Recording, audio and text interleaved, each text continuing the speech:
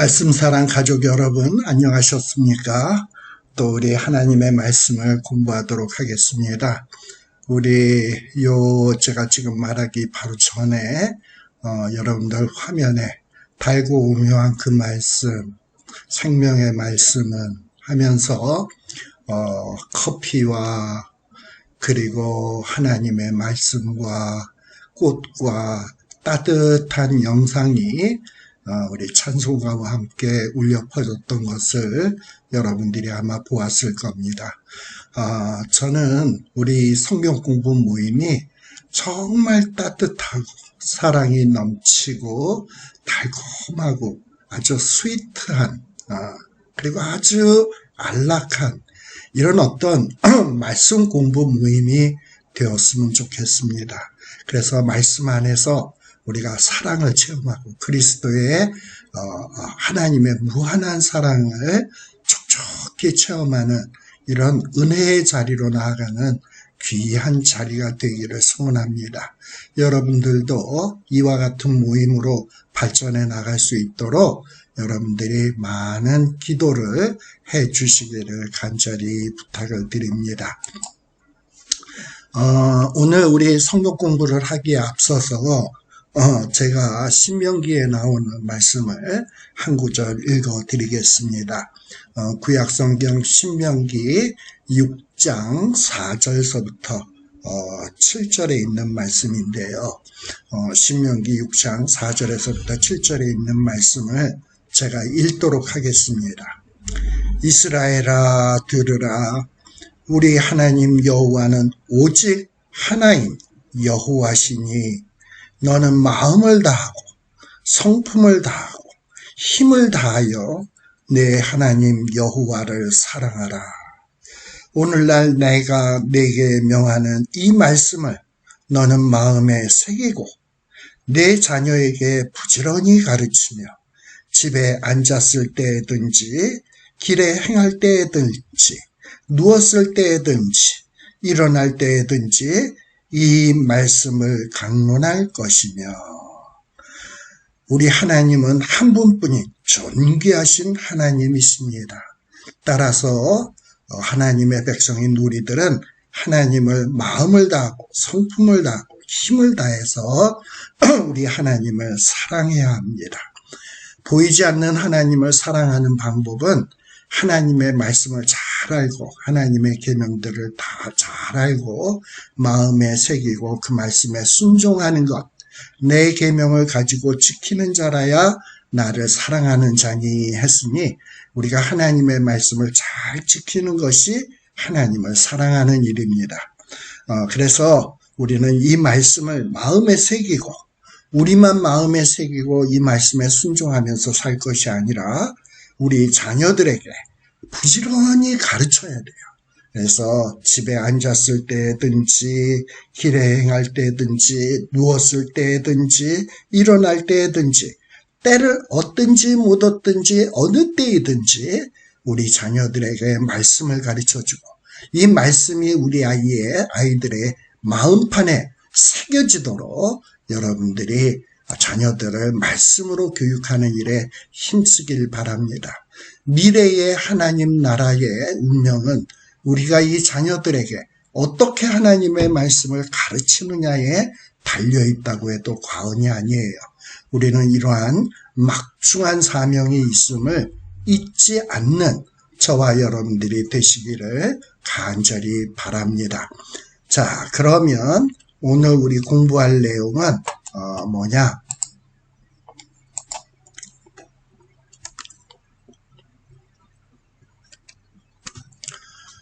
오늘 우리가 공부할 내용은 부자, 청년, 관원의 이야기를 같이 공부하려고 합니다. 이 본문의 말씀은 마태복음 19장 16절에서부터 22절까지에 나오는 내용입니다. 부제목을 달았는데 이 부제목은 뭐냐 하면 하나님의 나라에 들어갈 조건, 과연 하나님의 나라에 들어갈 조건은 무엇인가 하는 내용을 우리가 살피려고 합니다. 16절 말씀해 보면 어떤 한 청년, 아마 관원인 것 같아요. 한 청년이 주님께 찾아오게 됩니다. 그리고 주님에게 묻습니다. 선생님, 내가 무슨 선한 일을 하여야 영생을 얻으리까? 라고 질문을 던지고 있어요. 이 어떤 사람은 누구냐? 19장 22절에 보면 이 청년은 아마도 부자였던 것 같아요. 아주 부자였다. 여러분, 청년이 부자가 될 수 있습니까? 물론 요즘은 어떤 벤처, 이런 청년 실업가, 이런 자들이 많이 있죠.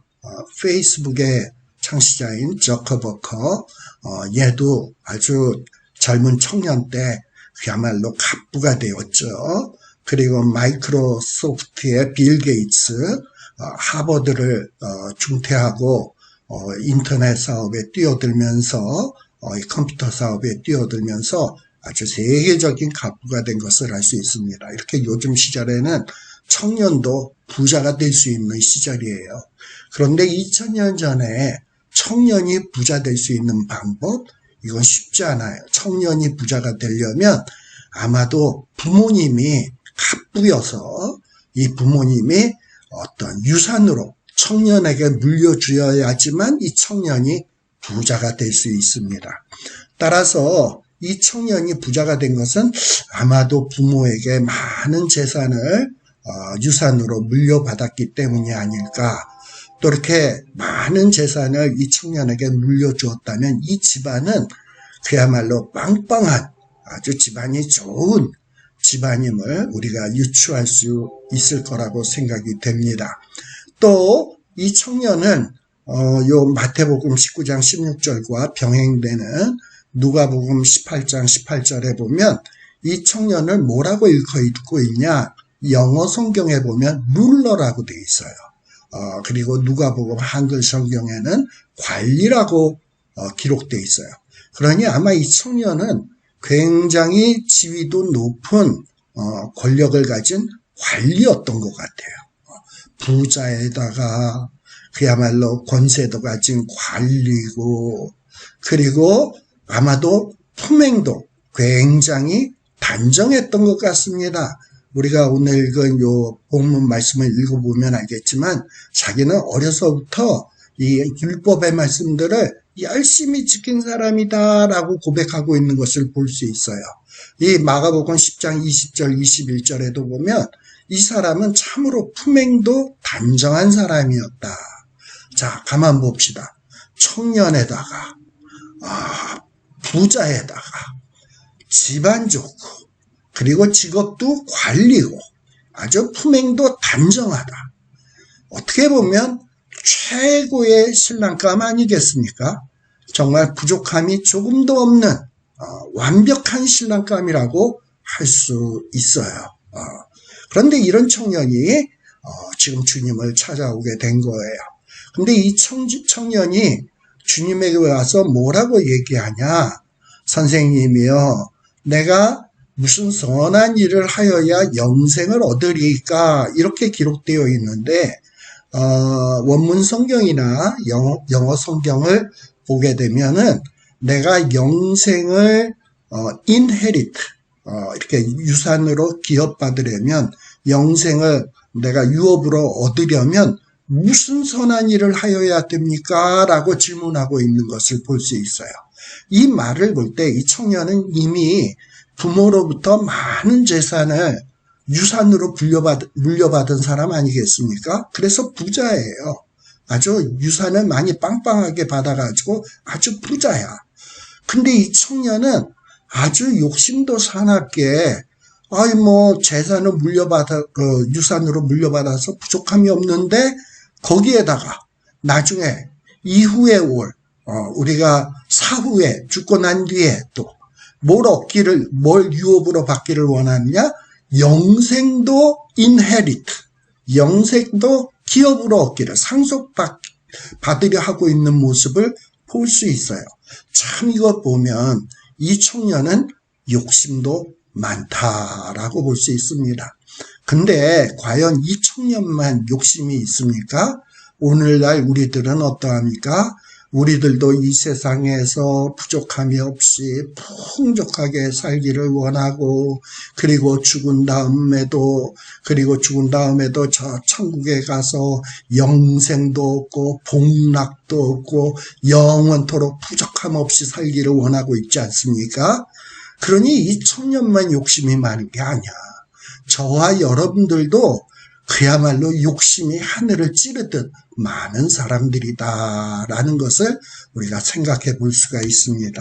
아무튼 이 청년은 부모로부터 재산도 물려받고 이제 예수님에게 와서 어떻게 하면 영생도 기업으로 물려받을 수 있는지, 그러기 위해서 내가 무엇을 해야 되는지 하고 주님에게 질문을 던지고 있는 겁니다.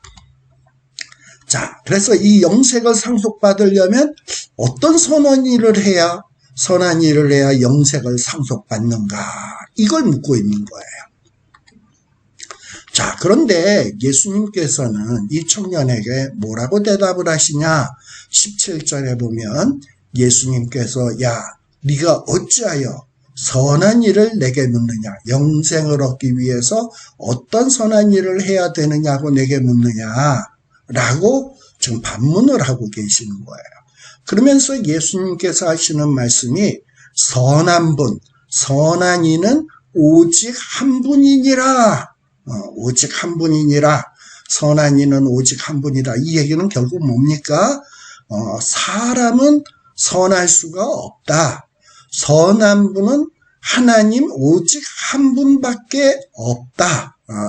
그리고 너가 정말 영생에 들어가기를 원해?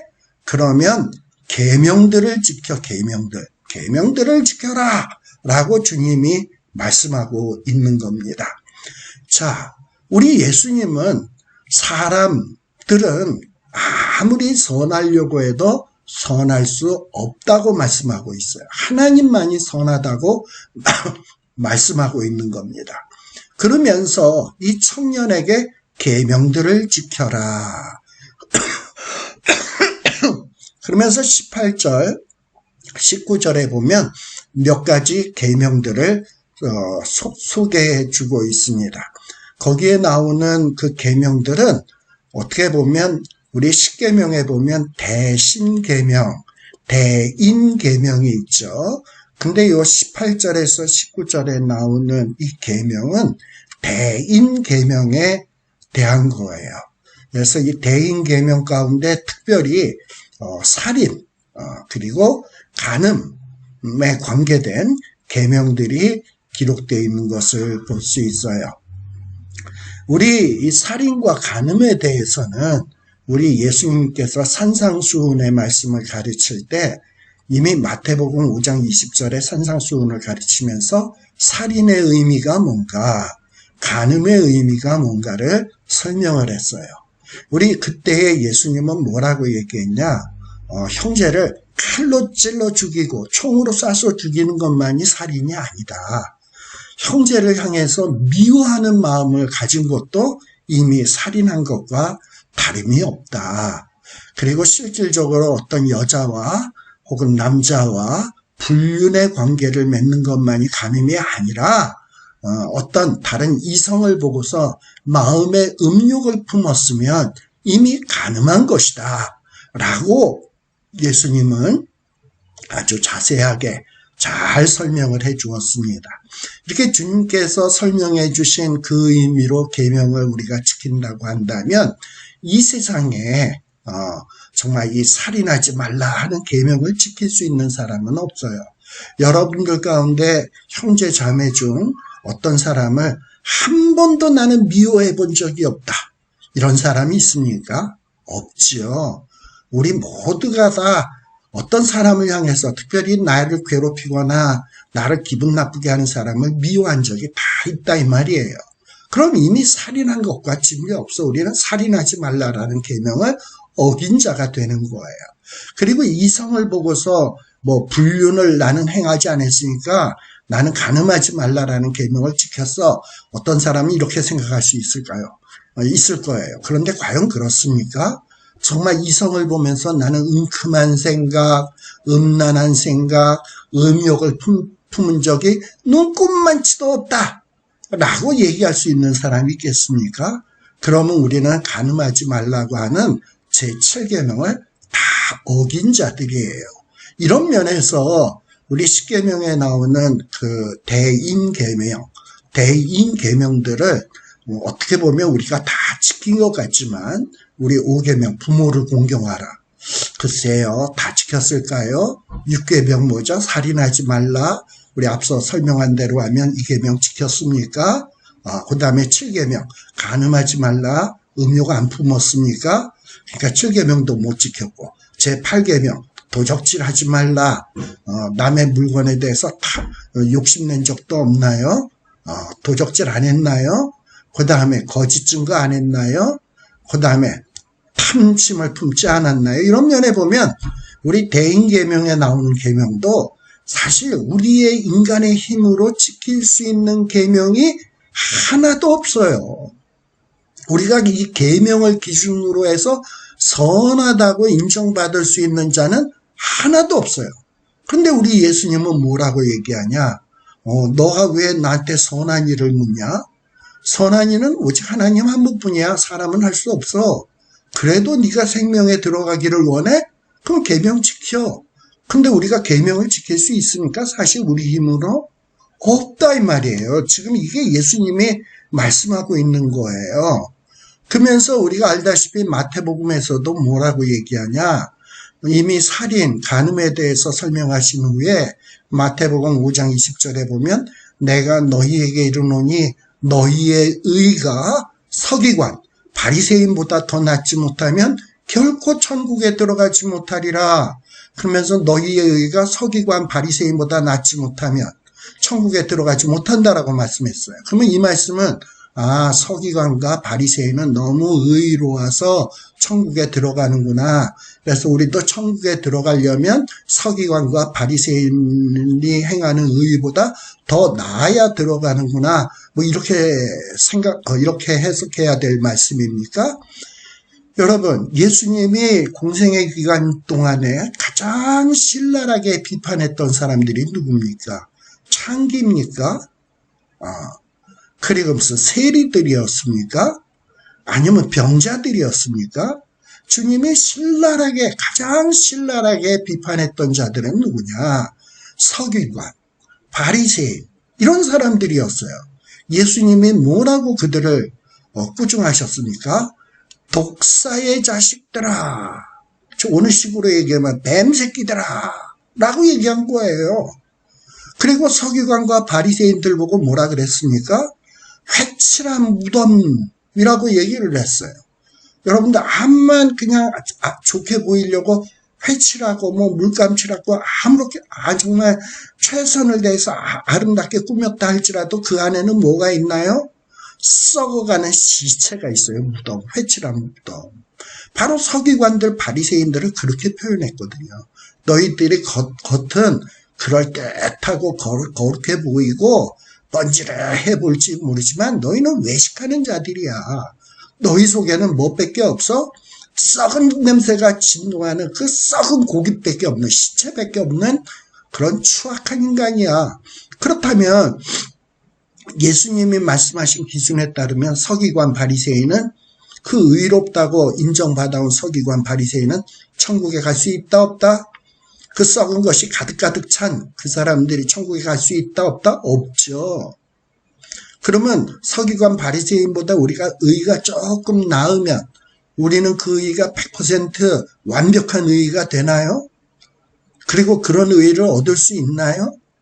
못하죠. 결국 우리는 이러나 저러나 천국에 들어가지 못한다라는 겁니다. 그러니 마태복음 5장 20절이나 지금 마태복음 19장 17절에서 우리 예수님이 하시고자 하는 말씀은 뭡니까? 이 말씀의 의미는 하나님 외에 사람은 어떤 사람도 결코 선할 수 없다. 선한 분은 오직 하나님뿐이다.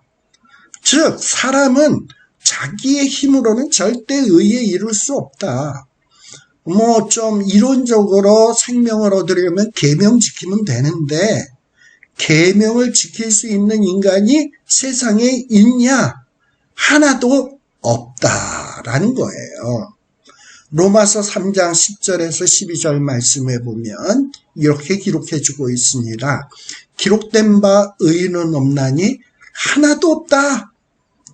깨닫는 자도 없다.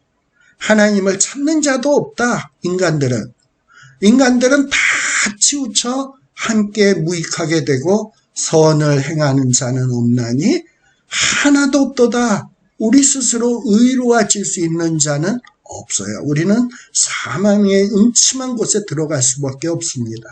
그래서 사도 바울은 뭐라고 고백합니까? 누가 나를 이 사망의 몸에서 건져내랴 하고 비명에 가까운 절규를 하고 있다 이 말입니다. 우리 사람은요, 우리 눈에 보이는 사람에게조차 제대로 의를 실행할 수가 없어요. 우리 사람에게조차 제대로 예수님이 의도하신 그 뜻대로 그 계명을 제대로 실천할 수 있는 사람이 있느냐? 없다. 따라서 우리 눈에 보이지 않는 하나님의 계명, 그리고 눈에 보이지 않는 하나님의 뜻에 맞게 의를 이룰 수 있는 사람은 있겠습니까? 역시 마찬가지로 없을 수밖에 없죠. 그런데 지금 뭣도 모르는 이 부자 청년 관원은 자기가 부족함 없다고 생각이 돼서인지 계명을 지키라고요? 영생을 들어가려면 내가 어떤 계명을 지키면 되겠습니까? 그랬더니 예수님이 뭐라고 얘기하냐?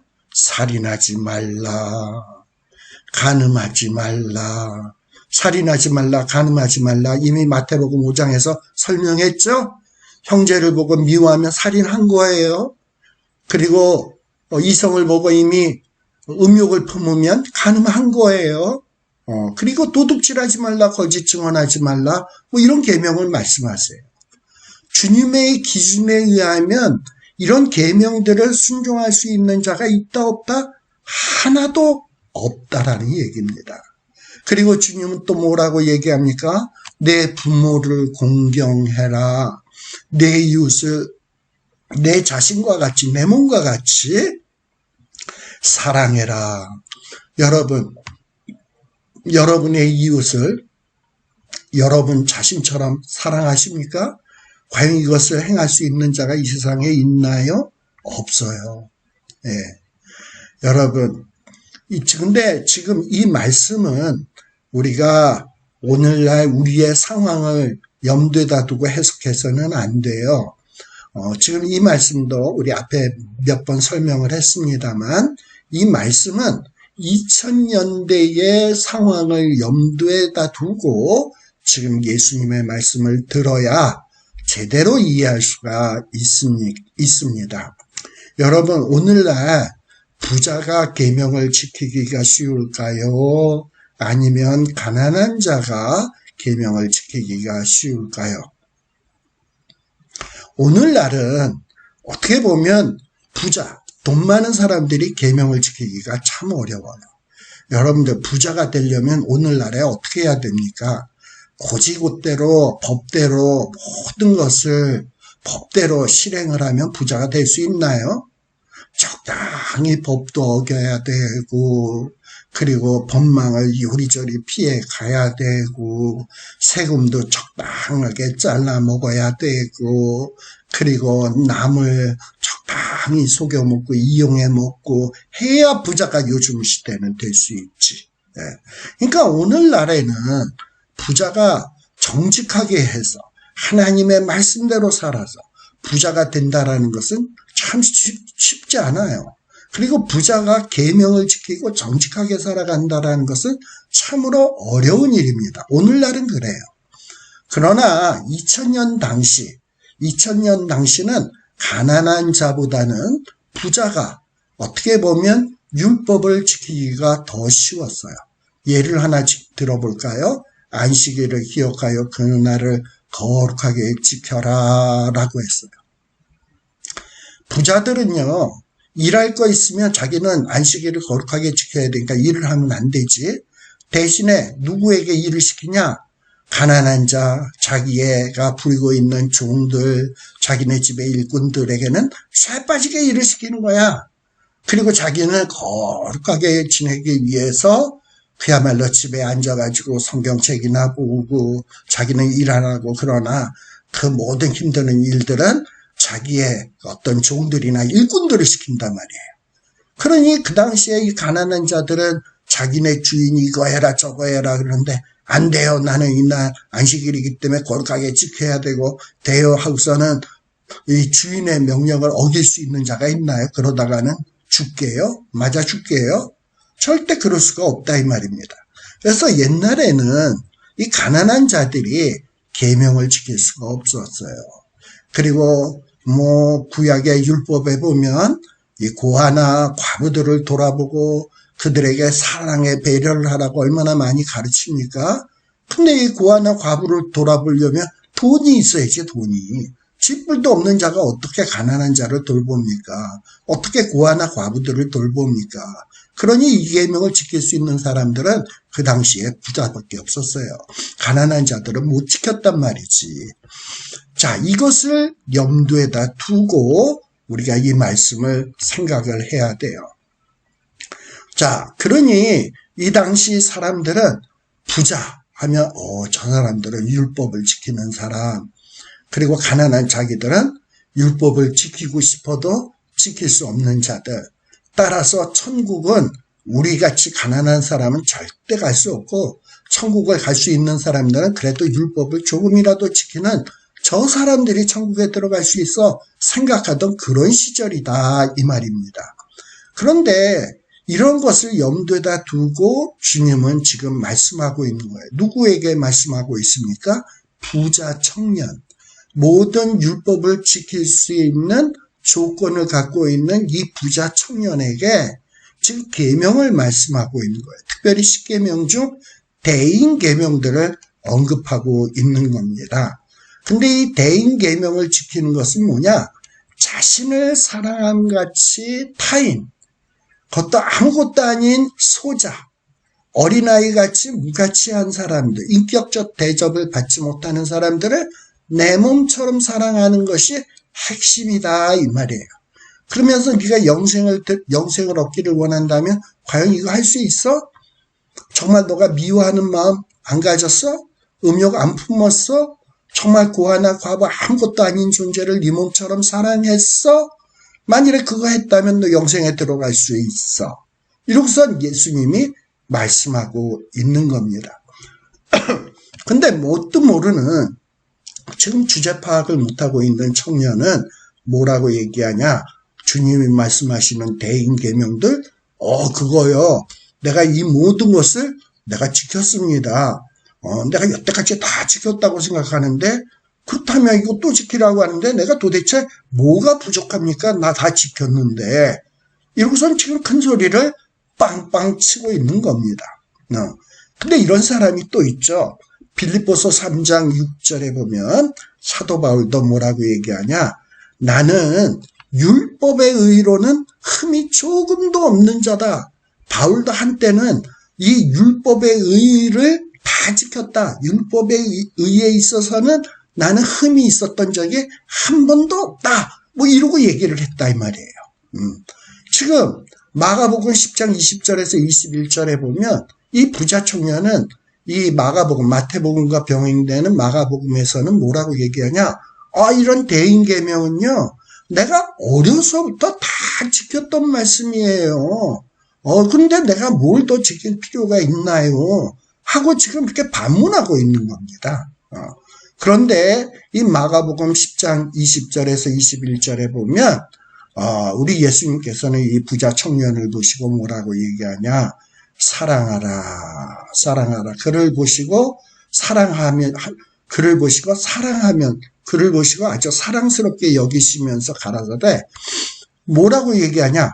내게 부족한 것이 오직 한 가지 부족한 것이 있으니, 우리 예수님께서 이 제자 청년을 보시고, 이 관원 청년을 보시고 어떤 사랑의 마음을 가지셨어요. 이건 무슨 얘기입니까? 그래, 맞다. 네가 어떤 누구보다도 율법을 열심히 지킨 사람이야. 넌 참 사랑스러운 사람이야. 그런데 그렇다고 완벽한 것은 아니야. 너에게 한 가지 부족한 것이 있어 하면서 이 제자가 꼭 알아야 할, 이 관원 청년이 꼭 알아야 할 한 가지 부족한 점에 대해서 말씀을 해주고 있는 겁니다. 21절에 보면 예수님께서 이 관원 청년에게 그래, 네가 영생을 얻고 싶어? 영생을 얻으려면 온전해야 되는데 그러면 네가 온전하고자 할진데 그럼 어떻게 하면 되냐? 너의 부족한 점이 뭐냐? 네가 갖고 있는 소유를 다 팔아서 가난한 자들에게 줘. 그러면 하늘에서 보화가 내게 있을 거야. 그러니까 너 가서 나에게 와서 어떤 가르침을 받고자 하기 전에 그리고 네가 온전해지고자 하기를 원한다면 네 소유 다 팔아. 부모에게 받은 그 많은 재산 다 팔아서 몽땅 다 가난한 자들에게 줘. 그러면 하늘에 보화가 있을 거야. 그러고 나서 나를 따라라 라고 얘기한 거예요. 근데 이 청년은 이 이야기를 듣고 이 청년이 재물이 너무 많은 거야. 그래서 이 재물을 팔아라? 이거 재물 팔면 나는 어떻게 살지? 그러면서 이 말씀을 듣고 근심하면서 돌아갔다라는 거예요. 여러분, 이 청년이 이 재물을, 이 엄청나게 많은 이 재물을 자기가 땀 흘려 수고해서 얻었습니까? 아니죠. 이 재물은 어떻게 얻었습니까? 부모에게서 물려받은 거야. 그러면 이 청년이 어떤 태어나기 전서부터 뭐 나라를 구하고 선행을 많이 하고 훌륭한 일을 많이 해서 좋은 부모 만나서 이 재물을 얻을 자격이 있어서 재물을 얻었나요? 아니에요. 아무것도 안 했어. 그냥 이 부자의 집에 태어난 거야. 그리고 뭐 어릴 때 선행을 하면 무슨 선행을 해. 크다 보니까 부모는 늙어 죽고 그러다 보니 그 재물이 다 지 것이 된 것이지. 그러니 이 청년은 자기가 한 일이 아무것도 없어요. 재물을 어떻게 얻은 거다? 공짜로 얻은 거야. 지가 수고해서 얻은 것이 아니야. 그러니 이런 재물이 어떻게 보면 자기 것이 아니야. 그냥 물려받은 거야. 거저받은 거야. 그럼 자기가 이렇게 거저받았으면 이웃을 내 몸처럼 사랑한다면 이웃에게도 그렇게 나누어 줄 수 있어야지. 그 재물을 팔아서 이웃에게도 나누어 줄 수 있는 이런 어떤 사랑이 있어야 되는 것 아니에요. 근데 이 청년은 지가 공짜로 얻은 재물, 지가 쥐뿔도 한 것이 없으면서도 얻은 재물, 마치 지 것이냐 생각하고 자기만 누려야 될 것으로 생각하고 팔아서 가난한 자를 주라고 하니까 그건 할 수 없으니까 근심하면서 집으로 돌아갔다라는 그런 내용이에요. 어떻게 보면 이 부자 청년은 거저 얻은 부유함, 이것을 자기만 누리기를 원하는 거야. 자기만 풍요하기를 원하고 자기만 풍성하게 살기를 원하는 거야. 조금도 가난한 자에게 나누어 줄 수 없었던 거예요. 그러니 이웃을 내 몸처럼 사랑한다? 그런 마음이 눈꼽만치도 없었다라는 거죠. 근데 주님이 영생을 얻으려면 너 그렇게 이웃을 사랑해. 네 몸처럼 사랑해. 그리고 정말 계명을 지켜. 이러고 얘기를 하니까 근심을 하고 돌아가는 거예요. 자, 예수님이 말씀하고자 하는 뜻이 무엇입니까? 이 부자 청년은 뭐라고 얘기했습니까? 이미 앞에서 보면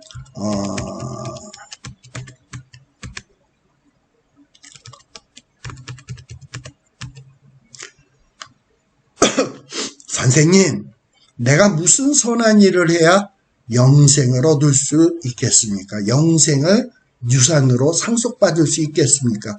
유산으로 상속받기 위해서는 내가 무슨 선한 일을 해야 되겠습니까? 하고 지금 묻고 있는 거예요. 그런데 우리 예수님은 뭐라고 말씀하신다?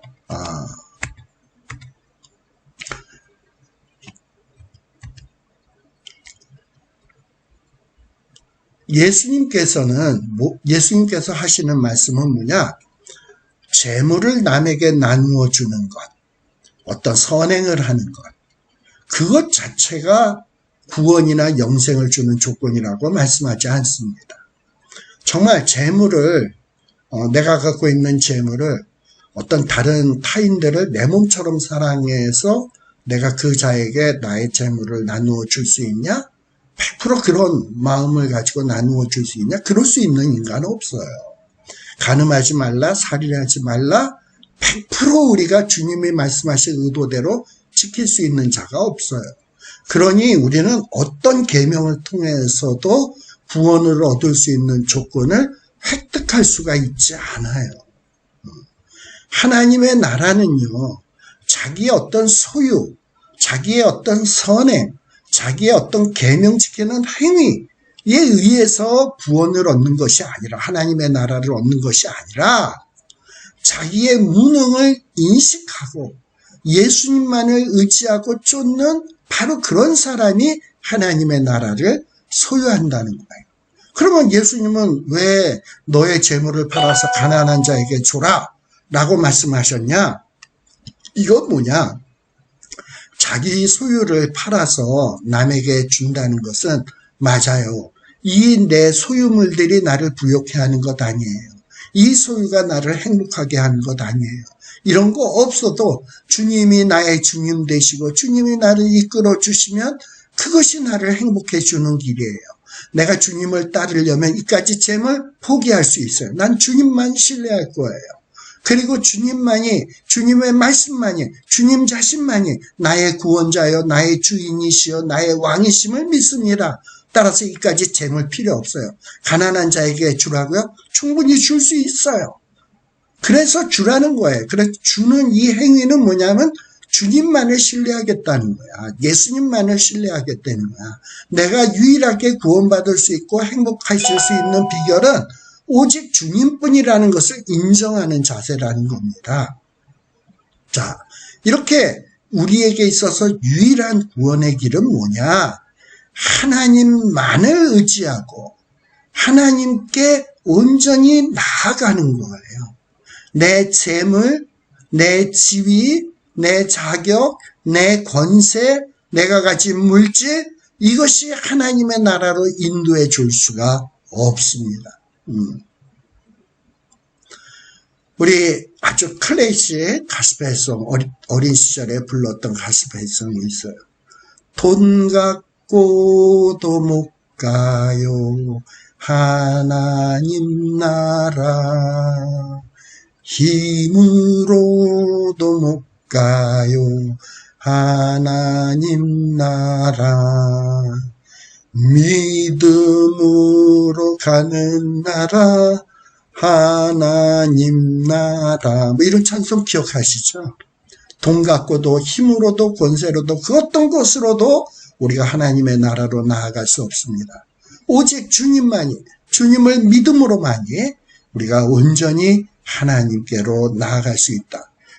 내 물질을 팔아 가난한 자에게 준다?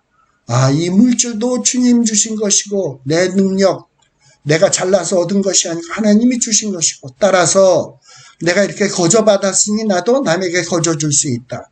나를 행복하게 할 수 있는 분은 오직 주님뿐이다. 이걸 고백한다면 우리는 얼마든지 내가 가진 것을 팔아 남에게 나누어 줄 수 있는 거예요. 그것이 믿음의 표현인 겁니다. 이 믿음은 행위로서 나타나게 되어 있는 거예요. 네. 자, 그러면서 주님께서는 제자들에게 아마 이제 이 부자 청년 관원은 돌아가고 가고 남은 자가 누구냐? 제자들만 남아있는데 또 이 제자들에게 특별 교육을, 특별한 가르침을 가르쳐주고 계십니다. 그러면서 뭐라고 얘기하냐? 진실로 너희에게 이르노니 부자는 천국에 들어가기가 어려우니라 라고 말씀하세요. 그러면서 24절에 또다시 그러니까 아마 23절 말씀을 하신 후에 이 말씀을 제대로 이해 못한 것 같아, 제자들이. 그러다 보니까 부연 설명하기를 다시 너희에게 말하노니 낙타가 바늘귀로 들어가는 것이 부자가 하나님 나라에 들어가는 것보다 쉬우니라 라고 말씀하고 있는 거예요. 낙타가 바늘귀로 들어가는 것이 부자가 하나님 나라에 들어가는 것보다 쉽다라는 거예요. 자, 이 말씀의 뜻이 뭡니까? 우리가 언뜻 보면 재물, 부요함, 높은 지위 이런 걸 가진 사람들은 스스로 만족하죠. 부족함이 없지. 그러니 하나님을 의지할 필요도 없고 하나님의 도우심이 그다지 필요가 없어. 그러니 하나님과 밀접한 관계 맺기가 어렵죠. 그러면 이렇게 하나님과 온전한 올바른 관계를 맺지 못하고선 천국에 들어갈 수가 없는 거죠. 그렇다면 어떤 이 물질적인 풍요함, 높은 지위, 어떤 만족할 만한 조건들, 이거는 하나님의 나라의 백성이 되는데 도움이 되기는커녕 방해만이 될 뿐입니다. 그래서 24절에 보면 약대가 하나님 나라에 들어가는 것이 부자가 하나님 나라에 들어가는 것보다 쉽다. 약대가 하나님 나라에 들어가는 것이, 여러분 약대가 하나님 나라에 들어가나요? 그것도 못 들어갔지. 그런데 약대도 하나님 나라에 못 들어가는데 부자가 하나님 나라에 들어가는 것은 더더욱 어렵다라는 얘기예요. 자, 그런데 이 약대가 하나님 나라에 들어가는 것이 부자가 하나님 나라에 들어가는 것보다 쉽다. 이 말을 가지고 이거 너무 과장된 표현 아닌가 이러면서 성경 해석자들 가운데 이 말씀을 어떻게 하는 사람이 있냐. 여기 낙타라고 하는 말은 헬라어로 카멜론이라는 말을 써요. 카멜론, 카르멜, 영어의 카르멜이 거기서 나온 거야. 카멜론, 낙타가 카멜론이에요. 근데 카멜론의 가운데 글자 모음을 바꿔서 카밀론 하면은 그 뜻이 뭐냐? 밧줄이 되는 거야. 그래서 어떤 성경학자는 얘기하기를 이건 카멜론, 낙타, 카멜론이 아니라 카밀론이다. 근데 이거 철자를 잘못 읽어서 카멜론이라고 해서 한국말로 낙타로 번역한 거다. 원래는 카밀론이다. 그럼 카밀론로 하면 뭐가 됩니까? 내가 너희에게 말하노니 카밀론이 밧줄이 바늘귀로 들어가는 것이 부자가 하나님 나라에 들어가는 것보다 쉽다. 이렇게 해야 된다는 거예요. 낙타가 아니라 밧줄이 바늘귀로 들어가는 것이 부자가 하나님 나라에 들어가는 것보다 쉽다라고 얘기합니다. 자, 그럼 질문 하나 던져봅시다. 여러분들 그 두꺼운 그 볏짚을 꼬아서 만든 밧줄, 그 밧줄을 가지고 바늘귀에 끼울 수 있나요? 이거 어차피 이것도 불가능한 일이야. 밧줄로 바늘귀에 끼우는 것도 불가능한 일이고 낙타가 바늘귀로 들어가는 것도 불가능한 일이야. 근데 더 불가능한 일은 뭐다? 부자가 하나님 나라에 들어가는 것이 더 불가능하다라는 의미예요. 그러니 사람이 자기 실력으로 하나님의 나라에 들어갈 수 있다 없다? 고대에는 부자들은 그래도 천국에 들어간다. 가난한 자들은 못 들어간다. 이렇게 생각을 했어요. 근데 주님은 뭐라고 얘기하고 있는 거냐? 너희들은 부자가 천국에 들어가기 쉽다고 생각을 하지? 아니야. 부자가 천국에 들어가는 것은 낙타가 바늘귀로 들어가는 것보다 더 어려운 일이야. 더 불가능한 일이야. 라고 얘기하고 있는 거예요. 그러니 이 낙타라는 카멜론을 굳이 카밀론, 밧줄로 굳이 바꿀 필요는 없는 거예요. 네. 자, 그리고 또 이 말씀을 어떻게 해석하는 사람이 있냐? 바늘문이라는 또로 해석하는 사람이 있어. 낙타가 바늘귀가 아니라 바늘문으로 들어가는 것이 부자가 하나님 나라에 들어가는 것보다 쉽다라고 얘기하는 거예요. 옛날 2000년대에 예루살렘 성에는 여러 문들이 많이 있는데 예루살렘 성에 우리 예수님이 입성하신 문도 있죠. 그거는 저 동문이야. 예루살렘의 동문. 그리고 예루살렘의 북쪽으로 들어오는 문이 있는데 그 문은 보통 어문이라고 일컬어졌어요. 저 갈릴리 호수에서 고기를 잡아서 그 고기들을 예루살렘으로 공급을 하게 되는데 그 공급해서 그 고기들을 가지고 오는 문이 뭐냐? 예루살렘 북쪽에 있는 문을 통과해서 들어오는데 거기에 고기들이 들락날락 한다고 해서 어문이라고 얘기를 했어요. 근데 이렇게 예루살렘에는 여러 문들이 있는데 그 중에서 바늘문이라는 게 있었다라고 주장하는 사람이 있어요. 근데 이 바늘문은 아주 조그마한 문이에요. 사람이 겨우 들어갈 수 있는 문이야. 그러니 낙타 같은 큰 짐승은 정말 들어가기가 힘들어. 특히 낙타는 자기의 그 등에다 많은 짐들을 싣잖아요. 근데 그 많은 짐을 싣고 그 문을 절대 통과할 수 없어. 그래서 이 바늘문으로 낙타가 들어가려면 어떻게 해야 되냐? 짐을 다 등에서 내려놓고 이 낙타가 서서는 못 들어가고 꾸부장하게 구부려서 기어 들어가야 겨우 들어갈 수 있는 그런 문이 있었다는 거예요. 그래서 지금 요 24절에 나오는 낙타가 바늘문으로 들어가는 것은 참 어렵죠. 막 짐을 다 내려놓고 바늘문으로 들어가. 즉 예루살렘 성문 안에 들어오면 짐을 싣고 갈 수 있다 없다? 다 내려놓고야 겨우 들어간다. 낙타가. 마찬가지로 천국에 들어가려면 우리가 세상의 물질의 짐, 또 뭐 세상에 여러 가지 우리가 미련을 두고 있는 그런 어떤 짐들을 다 쥐고서는 이것도 갖고 내가 천국에 가야지 하면 들어갈 수 있다 없다? 없다. 천국에 들어가려면 내가 가진 것을 다 포기하고 내려놓고 빈 마음이 되어야만 들어갈 수 있는 문이다. 그래야지만 천국은 들어갈 수 있다. 이렇게 24절을 해석하는 사람도 있습니다. 참 그럴듯하죠. 네. 근데 물론 이제 이렇게 해석할 수도 있겠지만 저는 그래요. 우리가 이 낙타가 바늘귀로 들어가는 것도 불가능. 부자가 많은 재물을 가지고 하나님에 들어가는 것도 불가능. 물론 당대 사람들은 부자는 율법을 지키는 사람, 가난한 자는 못 지키는 사람. 따라서 부자는 천국에 들어간다.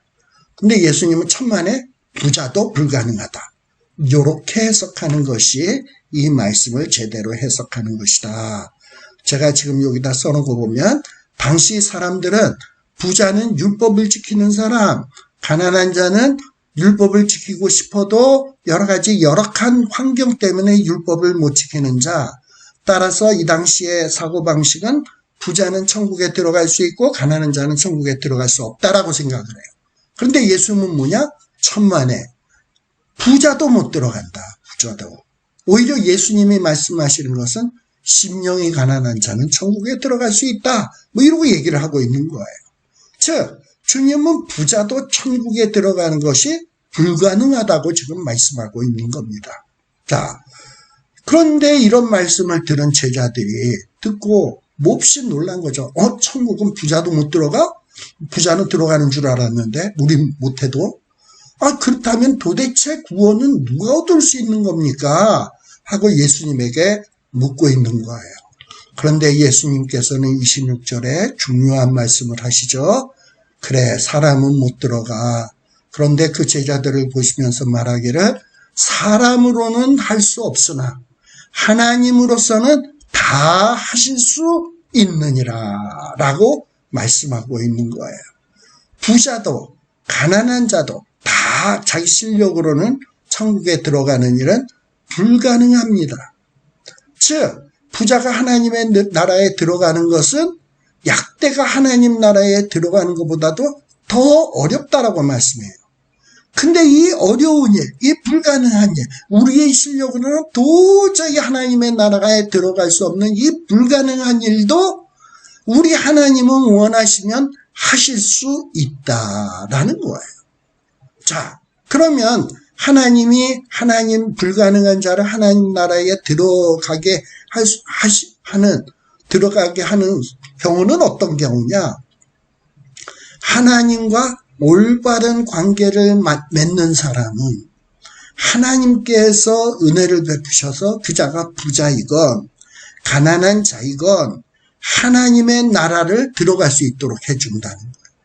이렇게 하나님과 올바른 관계를 맺는 사람에게는 구원을 주시고 영생을 주신다라는 거예요. 네. 자, 그러니 하나님의 나라의 가장 원리적인 주제, 가장 중요한 주제는 뭐냐? 하나님의 나라는 인간의 실력으로는 못 간다. 인간의 물질로도 못 가고 지위로도 못 가고 능력으로도 못 가고 어떤 무엇으로도 못 간다. 그러면 하나님의 나라, 천국은 누가 얻는 거냐? 하나님이 주셔야 된다. 하나님이 은혜로 주실 때만이 얻어지는 나라다. 그리고 어떤 우리의 실력, 지위, 권세를 가지고 세상을 하나님의 나라를 통치하는 것이 아니라 하나님만이 통치하는 나라가 하나님 나라다. 라고 우리 주님이 말씀하시는 겁니다. 여러분, 우리가 천국에 들어가는 것은 우리의 실력이 아닙니다. 우리의 어떤 자격 조건이 아닙니다. 우리의 학벌도 아닙니다. 우리의 인물도 아니고 오직 하나님과 맺는 올바른 관계. 그 올바른 관계란 뭐냐? 하나님 앞에서 우리 심령을 바라보는 거예요. 하나님, 맞아요. 내 실력으로는 도저히 하나님의 나라에 들어갈 수 없어요. 내 능력으로는 도저히 불가능해요. 나를 긍휼히 여기소서, 나에게 은혜를 베푸소서, 주님 나를 불쌍히 여겨 주소서 하고 주님 앞에 납작 엎드리는 거예요. 그러면 하나님께서 은혜를 베푸십니다. 우리 하나님이 그 은혜를 베푸셔서 우리에게 믿음을 선물로 주시고 그리고 그 믿음으로 말미암아 구원을 얻게 해주신다 이 말이에요. 그리고 그 구원은 우리의 행위에서 난 것도 아니고 우리의 어떤 의로움에서 난 것도 아니에요. 어느 누구도 우리는 하나님의 나라에 들어가서 나의 행위, 나의 어떤 조건, 나의 어떤 잘난 점 자랑할 수 있는 사람이 없어요. 우리가 천국에서 자랑한다면 오직 하나님만을 자랑하게 돼 있어요. 나 같은 죄인 살리신 하나님이시다. 나에게 엄청나고 고마운 은혜를 베푸셨다. 우리는 하나님을 찬양해야 된다. 바로 이런 나라가 우리가 들어갈 나라 하나님 나라인 것입니다. 네. 자, 그랬더니 27절에 제자들은 예수님께 이야기합니다. 모든 거 버리고 따르면 돼? 그러면 그래서 베드로가 아마 과거를 회상하면서 예수님에게 말씀하는 거예요. 예수님, 우리가 모든 것을 버려두고 주님을 따랐잖아요. 그러면 우리는 도대체 무엇을 얻을 수 있습니까? 우리 마태복음 3장 마지막 부분이었죠. 우리 주님께서 고기를 잡는 베드로, 요한, 야고보에게 너희들은 그물을 버려두고 배를 버려두고 나를 쫓아라 했을 때 베드로와 요한, 야고보는 배를 버려두고 그물을 버려두고 심지어 아버지까지도 버려두고 부모를 버려두고 예수님을 쫓았다라고 되어 있습니다. 아마도 베드로는 이것을 상기했는지도 모르겠어요. 예수님도 아시죠? 우리 그때 다 버리고 따랐잖아요. 배도 버리고 그물도 버리고 주님 따르지 않았습니까? 그러니 우리 이렇게 다 버리고 따랐으니까 우리는 과연 무엇을 얻겠습니까? 라는 거예요. 지금 여기에서 제자들이 관심을 갖고 있는 것은 뭡니까? 내가 주님을 사랑하겠습니다. 나 같은 죄인을 살려주신 주님만을 사랑하겠습니다. 주님만을 충성하겠습니다. 하는 이런 마음인가요? 아니면 내가 그 배를 버려두었으니까 그 그물을 버려두었으니까 나는 큰 상급을 받겠구나. 여러분들 제자 베드로의 배 그게 얼마나 가치 있는 것이었을까요? 그리고 요한과 야고보가 깁던 그 그물, 다 찢어진 그물, 그거 팔아먹으면 도대체 얼마만큼의 가치가 있는 거였을까요? 근데 겨우 그까짓 것 버렸다고 해서 우리는 이제 상급을 받을 거야. 우리는 다 버렸어. 부자는요 너무 많아서 버리기가 어렵지만 가난한 자는 버려도 그만 안 버려도 그만이니까 너무 쉽게 버릴 수 있어요. 근데 그 가난한 자가 버린 거 그거 뭐에 쓸데 있습니까? 쓸데도 없는 거 버려놓고서는 하나님 앞에 상급을 바라고 있다? 이거 완전히 도둑놈의 심보 아닙니까? 근데 그까짓 것 정말 보잘것없는 거 버렸다고 해서 주님 이제 우리는 무엇을 얻겠습니까? 우리 다 버렸어요. 다. 겨우 배 그리고 겨우 금을 버려놓고 다 버렸다고 지금 뭐 잘난 체를 하고 있는 겁니다. 자, 우리가 무언가를 예수님을 바라보면서 무엇을 버린다라고 하는 것은 상급을 위해서 버리는 것이 아니에요.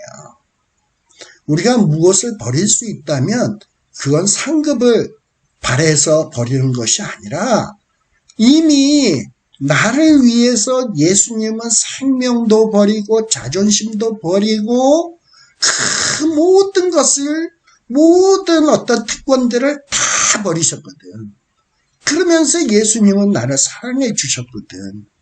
그러니까 우리가 예수님을 위해서 무엇을 버린다라고 하는 것은 어떤 상급을 바라고 버리는 것이 아니라 이미 우리가 주님으로부터 엄청난 사랑을 받았기 때문에 그 은혜에 고마워서 주님을 향하여 나아가는 거예요. 주님의 엄청난 사랑을 깨달은 자는 주님, 내가 주업하에 바칠 수 있는 게 뭐겠습니까? 돈을 바치면 주님이 기뻐하실까요? 내 어떤 직업을 바치면 주님이 기뻐하실까요? 아니에요. 그리고 또 우리가 쥐뿔도 가진 것이 없는데 주님을 사랑해서 뭔가를 바쳐야 되겠는데 바칠 게 없어. 버려야 되는데 버릴 게 없어. 그럴 때 주님을 사랑해서 뭔가를 하고 싶은데 어떡합니까? 몸 밖에 드릴 것 없어 이 몸 바칩니다. 주님의 사랑을 깨달은 자는 정말 그 어떤 것도 내가 주님을 위해서 희생할 만한 가치가 있다는 것을 알지는 못해요. 주 예수보다 귀한 것은 없다라는 것을 압니다. 그래도 뭔가를 바쳐야 되기 때문에 이제 뭘 바치겠다고요? 이 몸밖에 드릴 것 없어 이 몸을 바칩니다. 하면서 눈물을 뚝뚝 흘리면서 나아가는 것이 이것이 참된 신자의 모습이고 참된 제자의 모습입니다. 오늘날 저와 여러분은 주님을 어떻게 따르고 있습니까? 내가 주님을 위해서 이것도 버리고 저것도 버리고 뭐 이런 것들을 다 희생을 했는데 주님 이제 나한테 뭘 줄래요? 그러면서 주님 앞에 빚받는 심정으로 주님을 따라다니고 있습니까? 아니에요. 그거는 잘못된 겁니다. 요한복음 13장 1절에 보면 6월절 전에 이제 6월절에 주님이 십자가 지셔야 되죠. 세상을 떠나셔야 됩니다. 멸시천대 받으셔야 됩니다. 자존심이고 왕권이고 다 십자가 위에서 치욕을 당하셔야 됩니다. 주님은 그걸 너무나도 잘 알고 계세요. 아버지께로 돌아가실 때가 이른 줄 아시고 세상에 있는 자기 사람들, 지금 이 자기 사람들이 누굽니까? 제자들이에요. 정말 그지 같은 거 버려놓고 주님 우리가 이거 다 버렸는데 이제 뭘 주실래요? 하는 자들이 세상에 있는 자기 사람들이에요. 이런 자기 사람들의 꼬라지를 보면 우리 같으면 어떻게 하겠습니까? 야, 나는 너희들을 위해서 몸 버릴 거고 내가 너희를 위해서 내 체면을 버릴 거고 내 목숨을 버릴 거고 그야말로 내 모든 물가피를 다 쏟아 버릴 것인데 어떻게 너희들은 그 거지 같은 거 버려놓고 나한테 뭘 달라고만 하고 있고 무엇을 얻을까만 생각하고 있냐 이 싸가지 없는 것들하고 욕을 바가지로 할 것 같은데 이런 철없는 자기 사람들을 바라보시면서 뭐라고 말씀하시냐? 그들을 사랑하시되 끝까지 사랑하시니라. 이 싸가지 없는 것들을 사랑하시되 끝까지 사랑하시니라. 이게 바로 우리 주님의 모습이세요. 여러분 싸가지 없는 나 같은 자, 여러분 같은 자들을 주님은 손가락질하시고 비난하지 않으시고 사랑하시되 끝까지 사랑하십니다. 이 사랑이 느껴지십니까? 이 사랑이 마음에 와 닿나요? 그러면 이제 우리는 무엇을 해야 됩니까? 무엇을 얻으리까가 아니라 무엇을 해야 되느냐 이 말이에요. 주님 앞에서. 마태복음 19장 28절에 예수님은 이런 병신 같고 싸가지 없는 제자들에게 그래 너희들이 그지 같은 것을 버리긴 버렸어도 참 그것도 귀한 거야. 그러면서 진실로 너희에게 이르노니 세상이 새롭게 되어 인자가 자기 영광의 보좌에 앉을 때에 나를 따르는 너희도 12보좌에 앉아 이스라엘 12지파를 심판하리라. 우리 주님은 우리가 거지 같은 것을 버렸는데 아무런 가치가 없는 것도 버리고 다른 것도 귀히 여겨주셔서 이런 우리들을 세상이 새롭게 되어질 때 주님의 영광의 보좌를 앉을 때에 우리를 높은 지극히 존귀한 12보좌 위에 앉혀주시고 12지파를 다스리는 이런 권세를 주시겠다고 약속하고 있는 겁니다. 또한 우리 주님은 19장 29절에 너희가 내 이름을 위해서 거지 같은 집이지만 그 집, 형제, 자매, 부모, 자식, 전토를 벌인 자마다 여러 배를 받고 영생을 상속하리라 라고 말씀해 주고 있는 거예요. 자, 이 얘기는 예수님을 위해서, 예수님의 영광을 위해서 집도 버려라, 형제도 버려라, 자매도 버려라, 부모도 버려라, 자식을 버려라, 전토를 버려라 라는 것을 이야기하고 있는 걸까요? 요즘 어떤 이런 말세의 신앙을 미혹되게 가르치면서 너 말세야 지금 너희들 이러고 있을 때가 아니야. 천국에 들어가려면 모든 걸 다 버려야 돼. 그러면서 너 집도 팔어, 재산도 다 팔어, 그리고 교회에다 헌금해, 그리고 오로지 신앙에만 전념해 이러면서 사람들에게 공포심을 조장해서 집 팔고 자식도 팔고 전토도 팔고 교회에다 다 바치고 오로지 하나님 말을 위해서 자기네 그 교주를 위해서 이렇게 헌신하도록 강요하는 이런 사이비 종파들이 있습니다. 바로 이 구절이 그 사이비 종파들의 그것을 얘기하는 걸까요? 아니에요. 정말 주님 사랑하는 마음을 위해서, 주님의 영광을 위해서 나의 조그마한 것이라도 팔았다면 주님은 결코 그것을 가볍게 여기지 않겠다는 거예요. 여러 배로 주시겠다라는 거예요. 네. 이것이 말씀하고자 하는 겁니다. 어떤 이단들이 재산을 갈취하기 위한 근거 구절이 아니라 이 말씀은 우리가 주의 은혜에 진정으로 감사해서 주를 위해서 충성하면 그 보잘것없는 충성도 하나님은 결코 우리를 가볍게 여기지 않겠다. 여러 배로 상급으로 갚아주시겠다라는 거예요. 이게 주님이 말씀하고자 하는 것입니다. 이 영생은 가정과 재산을 버린 것 그 자체에 대한 보상이 아니에요. 그리고 이 영생은 내가 복음 전파를 위해서 핍박받은 것에 대한 보상, 그 공로에 대한 보상, 그것도 아니에요. 여러분, 이 영생은 어떤 보상으로 주어지는 것이 아니고 하나님의 전적인 은혜, 그 무한한 은혜에 의해서 우리가 영생을 얻은 것이고 구원을 얻은 거예요. 정말 무자격한, 자격이 없는, 무가치한 우리가 하나님의 엄청난 은혜로 구원받았다라는 거예요. 그래서 우리가 뭔가를 버린다면 그 은혜에 고마워서 그걸 버리고 희생하는 것이지 그것을 버리고 희생해서 구원을 얻는 것이 아니다 이 말입니다. 은혜 받은 자의 당연한 표현인 거예요. 또 우리 주님은 우리에게 그것을 강요하지 않습니다. 너 이거 집 바쳐야 돼. 재산 팔아야 돼. 전토 팔아야 내가 구원 줄 수 있어. 아니에요. 하나님은 값없이 돈 없이 우리에게 은혜를 주셨고 값없이 돈 없이 너희들 모든 이 하나님의 은혜를 받으라고 권면하고 있는 겁니다. 이런 엄청난 은혜를 받은 저와 여러분, 우리는 어찌 살아야 마땅하겠습니까? 그런데 제자들은 이런 엄청난 어떤 이 진리의 말씀을 깨닫지 못하고 거저 이들은 누가 먼저 될 것인가, 누가 천국에서 더 높은 지위를 얻을 것인가? 내가 이만큼 일을 했으니 나는 이만큼 보상을 받아야 돼. 아니야, 나는 이만큼을 더 했으니 나는 더 받아야 돼. 이러면서 서로 도토리 키재기 하면서 지잘났다고 꼴값을 떨고 있어요.